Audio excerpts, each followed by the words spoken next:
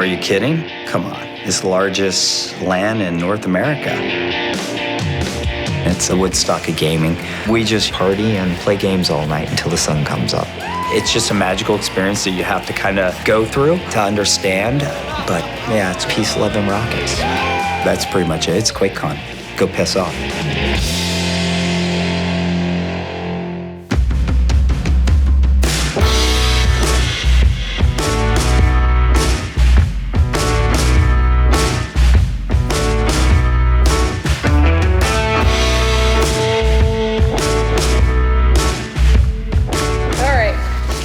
Yep, we're gonna start this.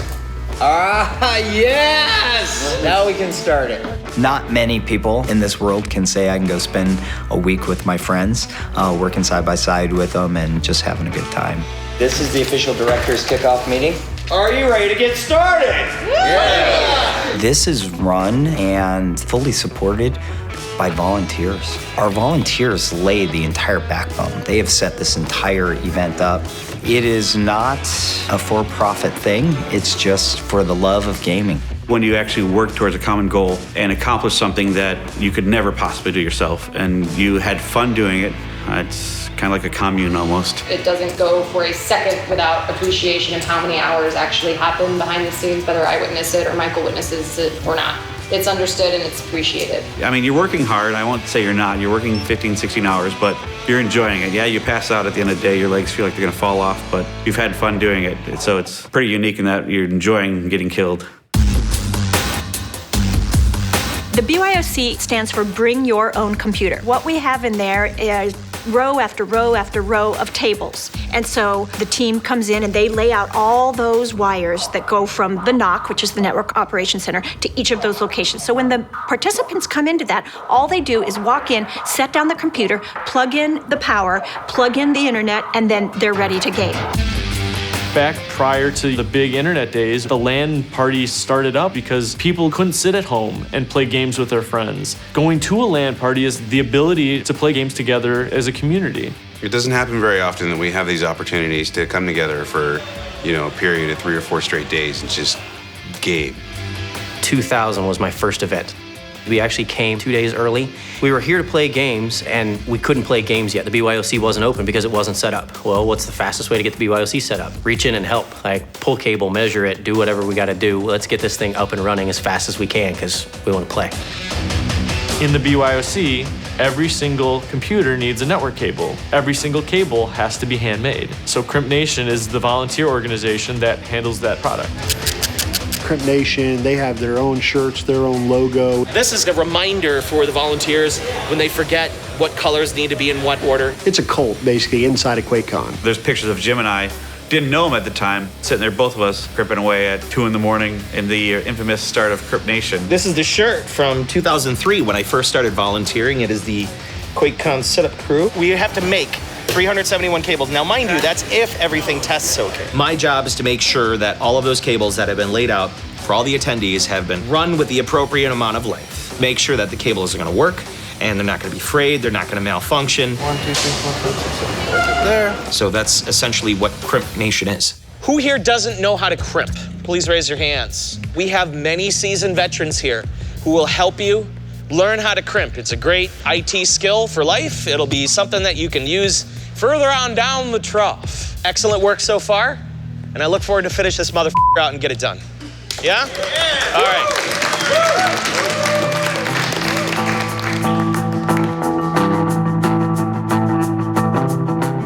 So the NOC is the Network Operations Center. It's basically the heart, if you would, of our event. All right, that one's a pass. Move on to 1616.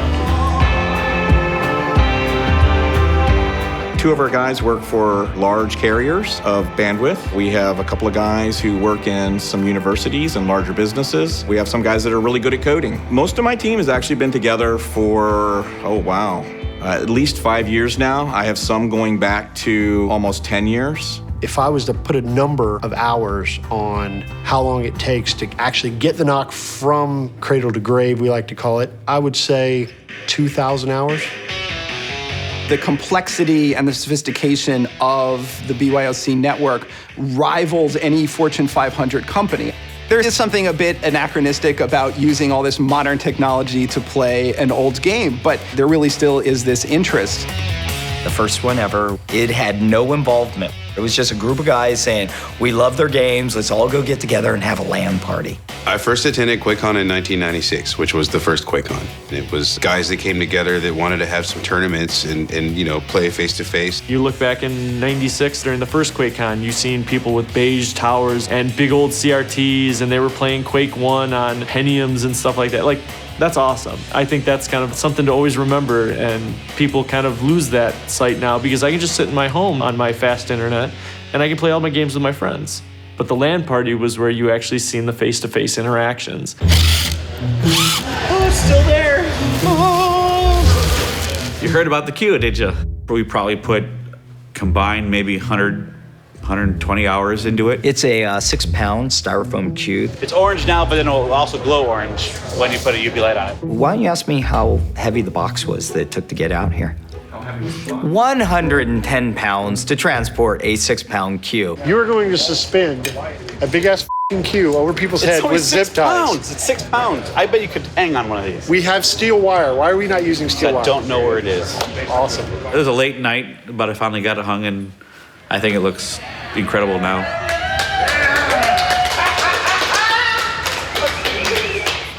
I'm Kathy Hirsch, the Director of Operations, the keeper of the goods. Been coming since 2003. My son Sterling was 13 at the time, and he asked if we could go to QuakeCon. I was really hesitant because he was 13, and I honestly did not want him associating with gamers because my impression of gamers was they had wacky hair or no hair or they had tattoos. And then I came here and changed my mind. My son is now 26, and this year he showed up with blue and orange hair. So the important thing is that he showed up. This is something that we've been doing for 13 years, and he no longer lives in California. He lives in Louisville, Kentucky now. So honestly, the biggest thing, I get to spend 10 days with my son and his girlfriend. We've had some hiccups. Every year's got them. This year's been Murphy's Law to us. Anything can go wrong, it has. We cannot get to our deadline, which I originally wanted to set, which would have been finished tonight. We're just gonna have to slow play it until it's done.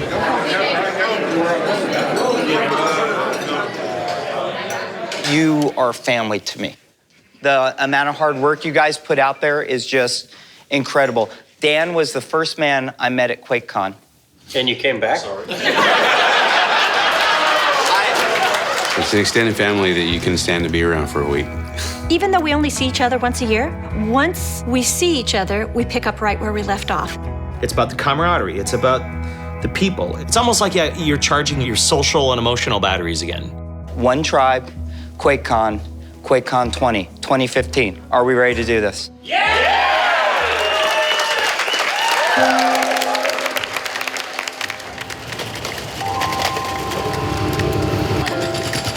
You don't know yet, you tell us later.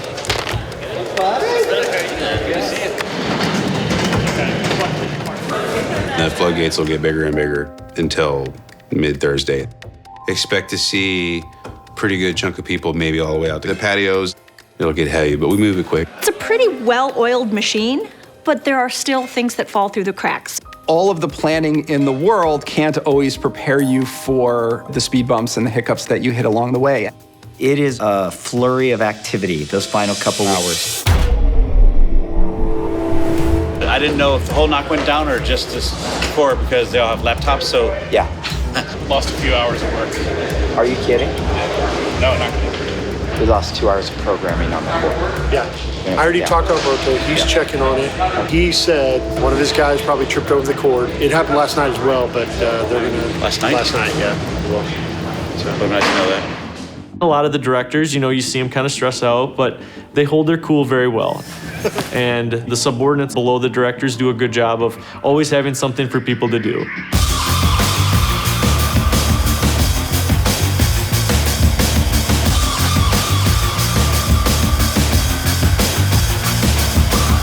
There's a lot of emotion that goes into it. You step back and you look across the expansive sea of chairs and uniformity. It's looking pretty damn complete. I feel pretty good.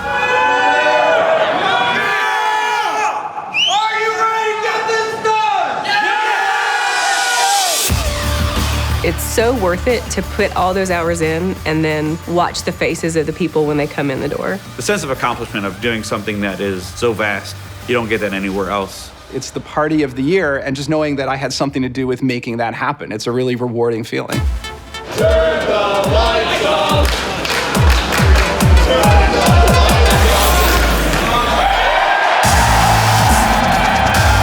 The event is very much alive for a period of 72 plus hours. It doesn't go to sleep. It's like Vegas. We get to see the BYOC full of people, dimly lit, eyes wide open, just, I don't have to move. I can just game. Yeah, you don't have any other responsibilities. You sit right there in that chair and you game.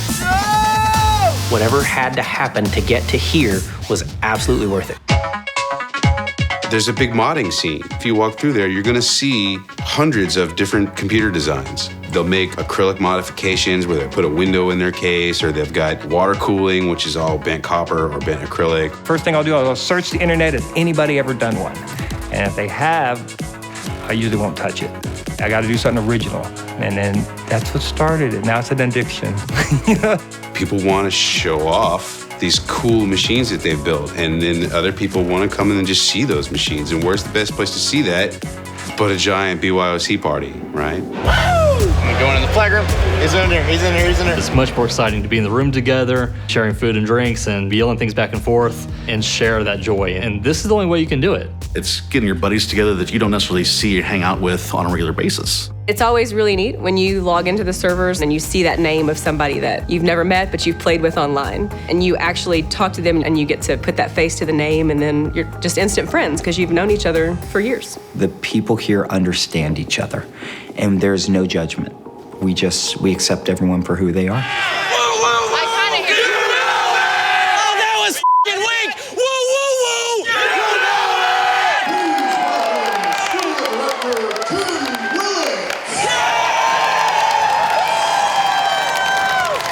This community that has made this event, in my opinion, one of the best events in the world.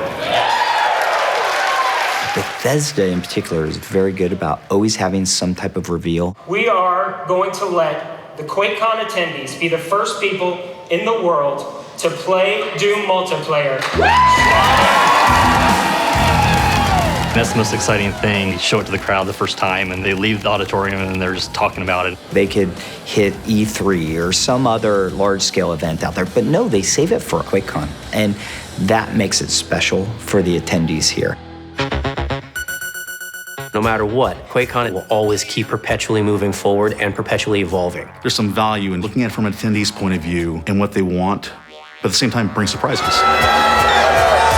It's a lot of different parties at once. If you're into computer gaming and you want to bring your computer halfway across the country, you can sit in this giant room with people just like you. If you want to find out what's happening in the industry, you can go to these panels and talk to some really amazing, fascinating speakers. If you want to compete in the tournaments and try to win some money, there's a place for that. We've been diversified the last 2 years, like bringing the tabletop gaming and board gaming. They were there all night last night. We have Dallas Pets Alive. People would love to go pet puppies. We had to create an overflow seating for the blood drive here. We have that many volunteers giving blood. You guys want some QuakeCon shirts? I work in vendor events. I do all the fun stuff on the stage. I'm the lucky one. We have vendors that come back year after year and people know who they are and they look forward to what they're doing. For hardware companies, it's to get their brand out there. It's to get to the community that is using their products. The more interaction that those folks can put face to face with people and see like, hey, we know this is a volunteer-run event. Here's a bunch of stuff to give to your volunteers in their drawings. That speaks volumes about the quality of a company to this particular demographic. This is the only time these guys get to see Corsair on the ground, or the only time they get to see InWin on the ground. I don't think it's ever a disappointment. There's never someone that comes in there that's not gained a following of gamers by being there. Gamers like getting free stuff, and companies that size love giving free stuff out. So what can you do? It's a match made in heaven. BAWLS has always been kind of synonymous with LAN parties and the LAN community. They have always supported the little guys. You could be a 20-person LAN, you could be a 200-person LAN, you could be QuakeCon-sized LAN, and they'd support you no matter what. It's just as entertaining to watch as it is to be a part of it, which I've never been a part of it. I'm not going to do that, but I've heard it's challenging. I'm the tournament director or director of competitions. I like participating with the community and kind of connecting with the players that play the game I get to make. Okay, good luck and have fun round 3. We have 16 teams, 64 players, so they're 4-player teams. We have people coming from all around the world. We have many teams this year.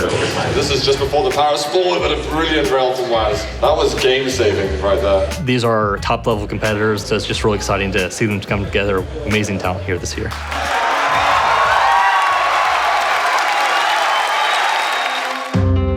The shift now is this is a family event. Guys that came to the first ones are now bringing their wives and they're bringing their kids, and their kids are like 7, 8, and 9. Having the backing of a company like Bethesda, like ZeniMax, really does do wonders for the event's ability to reach a whole new audience. And then that then lends to shifting the demographic even more. It's interesting because it gets more diverse every year. The gender makeup has changed drastically. When I first came in 2000, I was maybe one of about 20 or 25 women, and it was mostly teenage and young adult men. And it has grown to pretty much be everybody.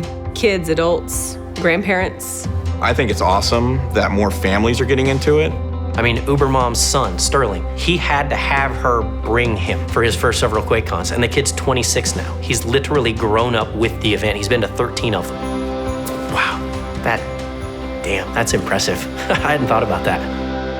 Who gave you the moniker Ubermom? My son. When we were registering for the first one, he said, you need to have a game name. It's got to be something that kind of identifies you. And I said, I don't know, you make it up. And he said, how about Ubermom? You know, like Supermom. And for a 13-year-old boy to say that to his mom is pretty fantastic. It's about to go down to BYOC.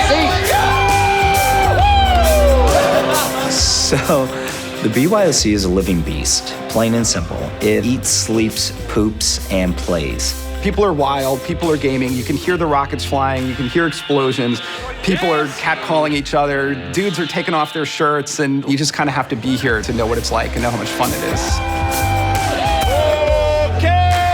We've got a few notorious groups that all sit over there by the knock, and they get rather rambunctious. They keep the party going.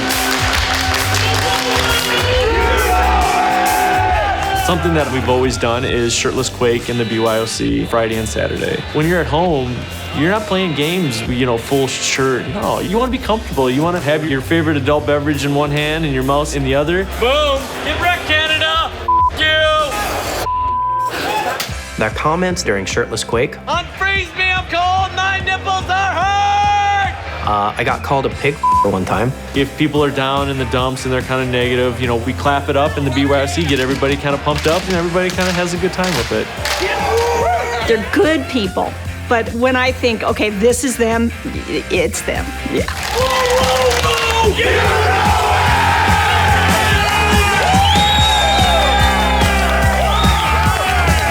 4 to 5 hours sleep a night is not my normal. Sometimes it did happen. I could tell my boss, are you?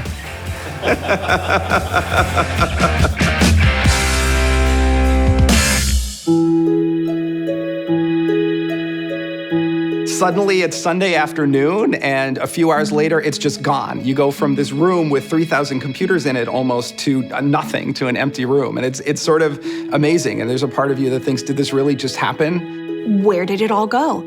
You're so excited at the beginning, and then when it's done and the high's over, you're like, when's the next event start? I want to be back here. Nice work. QuakeCon for me in some aspects is my vacation home. I'd call Dallas home now. When I come back to Dallas, I feel whole again. And that's about the best way I could summarize it. And I really am looking forward to seeing you all back next year. Thanks again. It feels good. It's a celebration of success. We got it done. But it's a little sad also because I know I'm not going to see him. So, yeah. It's not about the event. It's not about the activities that go on here. It's about your friends and the people. The games just bring us together. What we really want out of it is to be together. It's community. It's been pretty empowering in many ways. I've learned to take a leadership role where I didn't used to. People bring their talents, but also learn new skills while they're here. And sometimes they've actually gone down a different career path because of something that they learned here or a contact that they made here. I moved to Colorado and changed careers because of this event. That changed my life. I can explain it to people as much as I want, and you just need to be here. Just experience it.